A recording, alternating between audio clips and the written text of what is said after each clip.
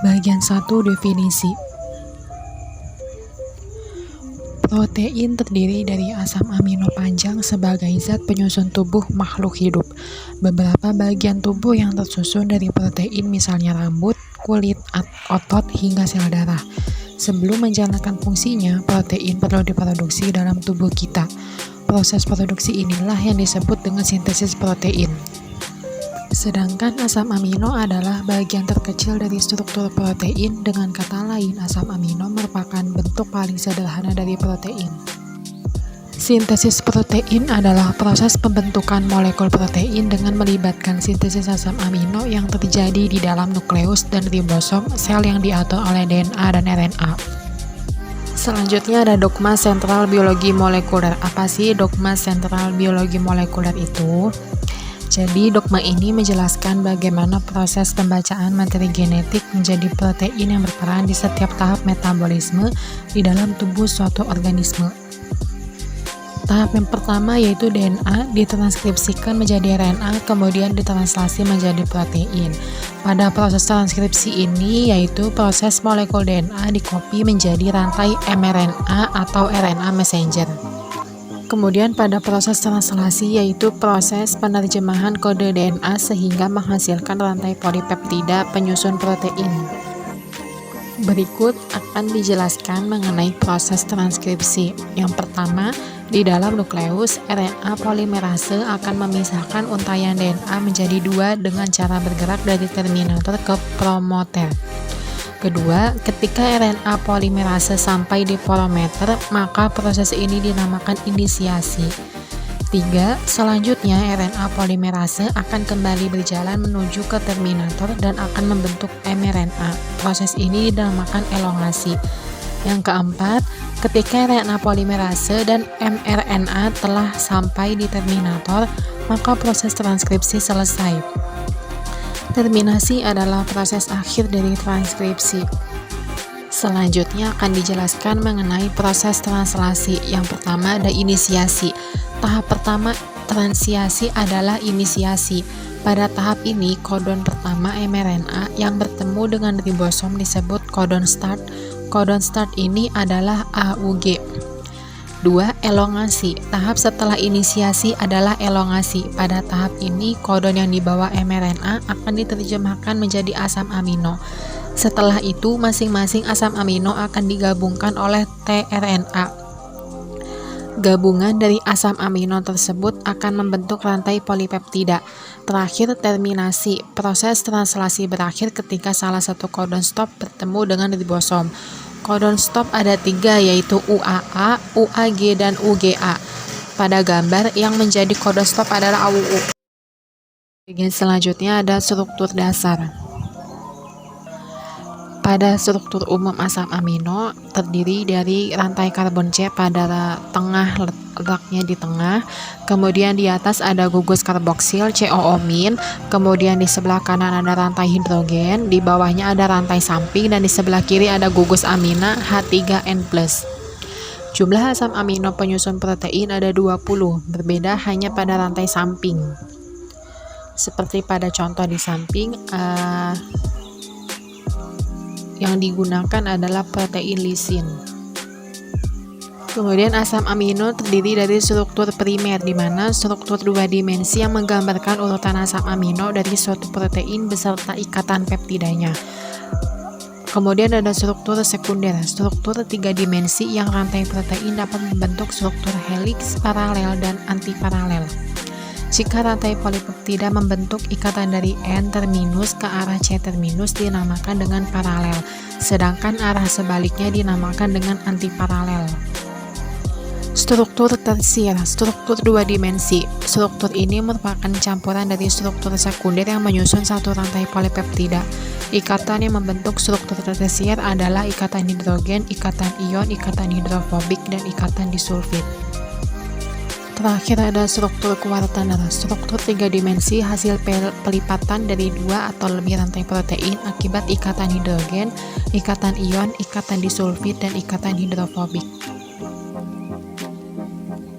Yang ketiga ada bagian dasar, yaitu gugus amino atau NH2, berfungsi sebagai tempat untuk terikatnya asam amino ke dalam rantai peptida.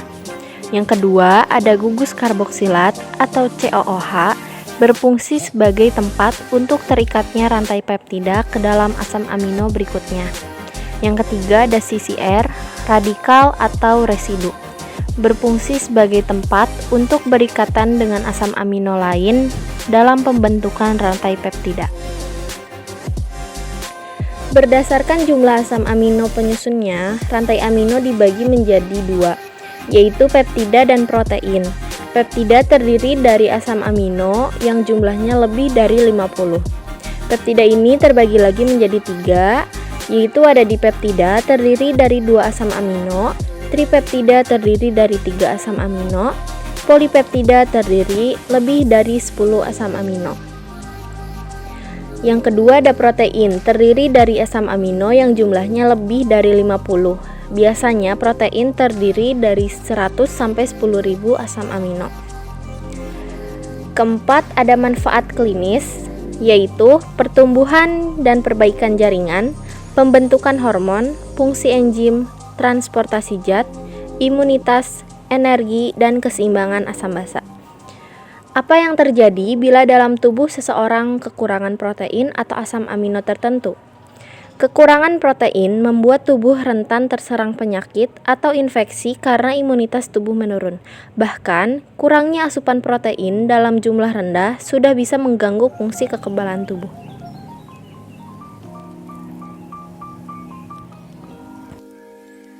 Yang kelima, ada analisis kualitatif. 1. Tes ninhidrin. Reaksi senyawa yang memiliki gugus amino dan gugus karboksilat bebas dapat bereaksi dengan ninhidrin membentuk produk yang berwarna biru ungu. Asam amino dan protein yang memiliki gugus amino dan karboksilat yang terikat pada alfa karbon akan memberikan hasil positif pada tes ini. Asam amino yang memiliki gugus amino sekunder akan menghasilkan produk kondensasi yang berwarna kuning. 2. Tes bioret. Bioret merupakan tes identifikasi untuk protein. Ikatan peptid pada protein akan membentuk kompleks dengan tembaga 2, menghasilkan kompleks berwarna ungu. Tes xanthoproteat. Tes ini digunakan untuk identifikasi asam amino yang mengandung inti benzen dan derivat cincin benzen akan mengalami nitrasi dengan asam nitrat. Hasil positif pada tes xanthoproteat akan menghasilkan produk yang berwarna kuning.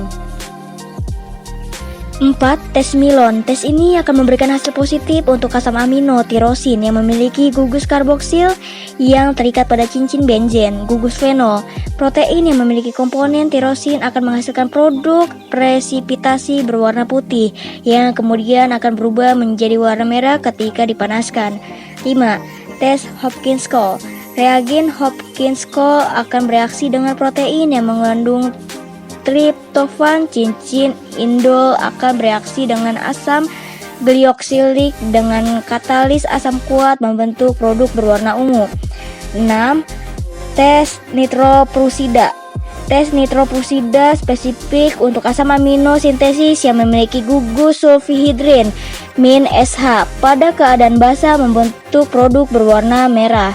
7. Tes Sakaguchi. Asam amino arginin akan memberikan produk warna merah dengan reagen Sakaguchi yang mengandung ion hipobromida dan alfa naftol. 6. Analisis kuantitatif. 1. Analisis kandungan protein dalam serum dan urin. Konsentrasi protein dapat dilakukan dengan menggunakan spektrofotometer, UV vis, atau dengan kolorimeter, nepalometer. Preparasi contoh dengan menggunakan metode kolorimetri, nepalometri ditambah dengan larutan asam sulfosalisilat 3% dan larutan NaCl 0,9%. Metode kolorimetri, nepalometri menggunakan filter merah dan sel dengan tebal 5 mm. 2. Isolasi protein dalam jaringan. Protein dapat diisolasi dengan menggunakan metode kromatografi kertas, menggunakan eluen etanol dan amonium asetat 1 molaritas dengan perbandingan 7:3. Pengamatan dapat dilakukan dengan menggunakan zat warna ninhidrin 0,1% untuk menghasilkan spot warna ungu. 3. Penentuan aktivitas alpha amilase dalam darah. Prinsip penentuan ini adalah substrat P nitrophenol maltoheptaosida atau polimer glukosa yang sering disebut PNPG7 akan dihidrolisis oleh alpha amilase. Pada contoh, PNPG7 akan dipecah menjadi oligosakarida dengan rantai yang lebih pendek menjadi P-nitrophenol PNPG yang berwarna kuning dan dibaca pada gelombang 0,5 nm. Sekian penjelasan dari kami ucapkan terima kasih.